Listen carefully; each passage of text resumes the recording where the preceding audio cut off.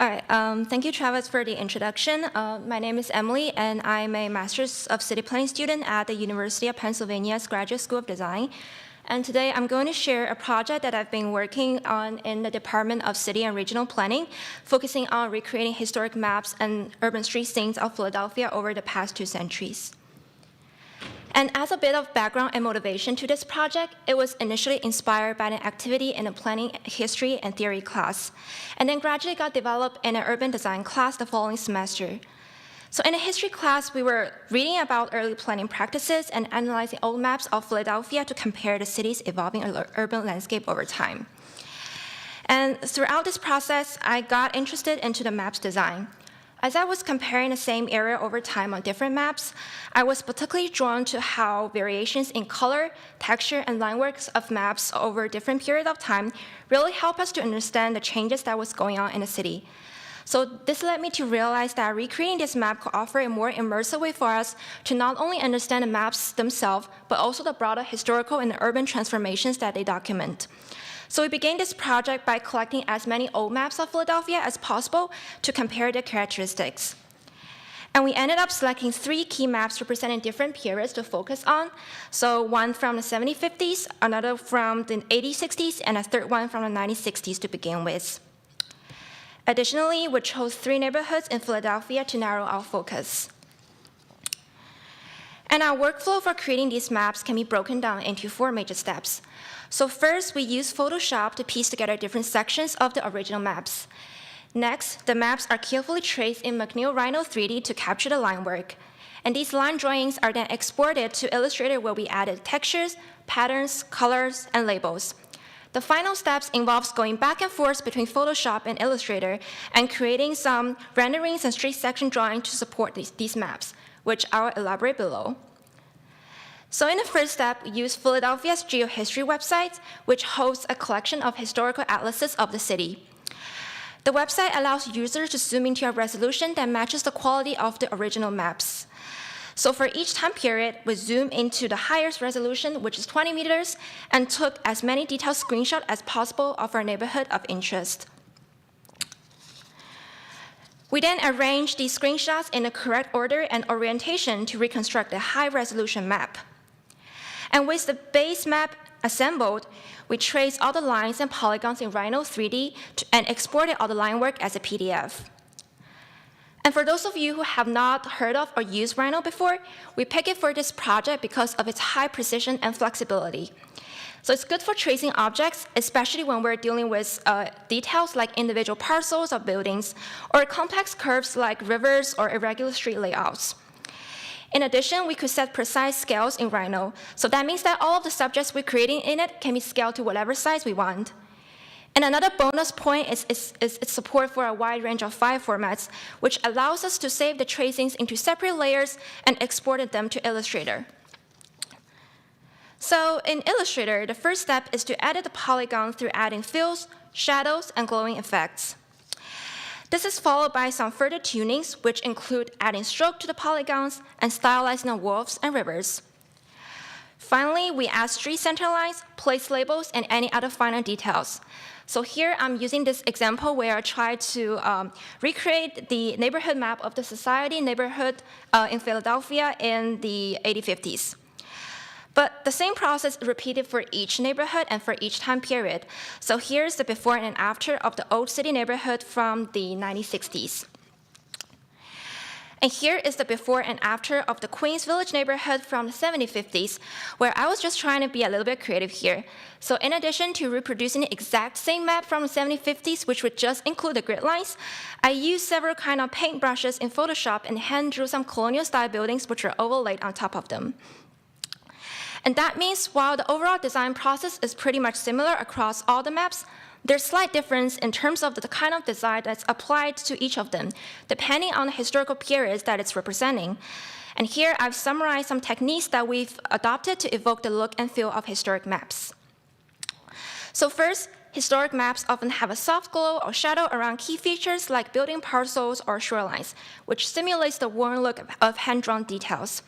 This effect is created by using inner and outer glows, applying low opacity, and adding warm tints to mimic the natural aging of paper maps. Second, to imitate the grain of old paper and to differentiate between land and water features, historic maps use textures, fills, or hatching a lot.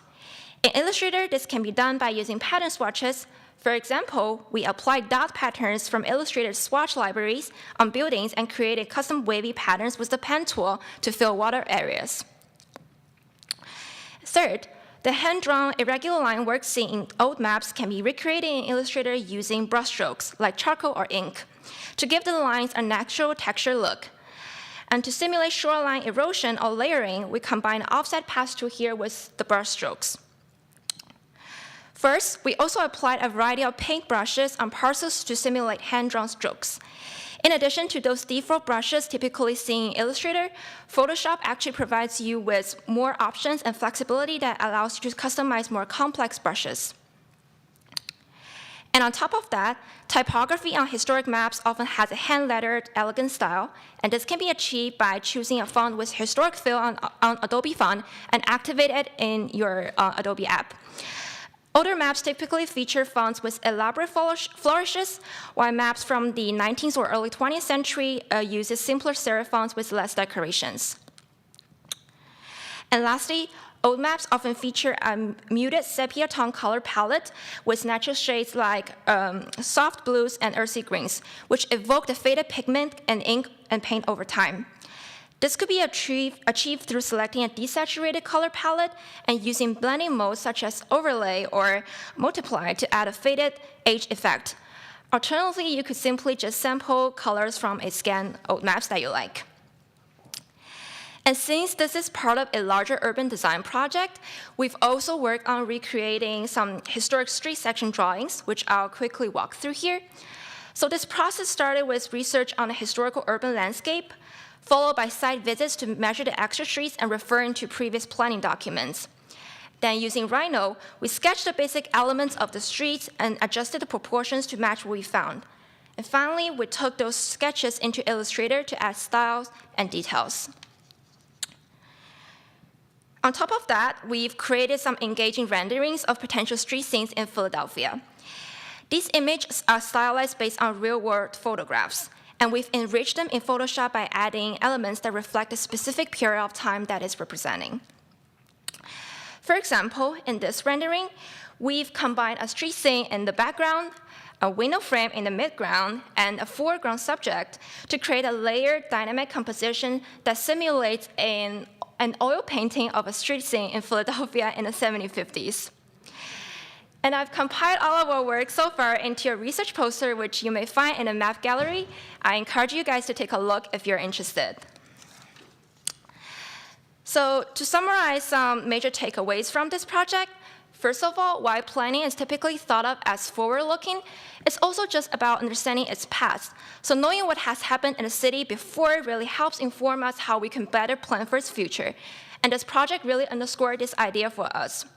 Through studying old maps, researching historic urban landscape, looking at how the city changes over time, and referring to previous planning documents, we've not only visualized Philadelphia's past, but also learned so much more about its historic urban landscape.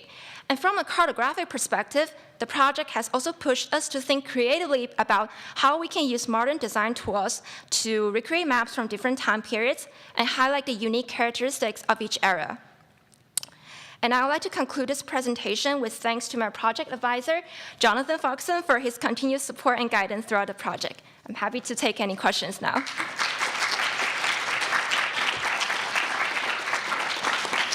Thank you very much.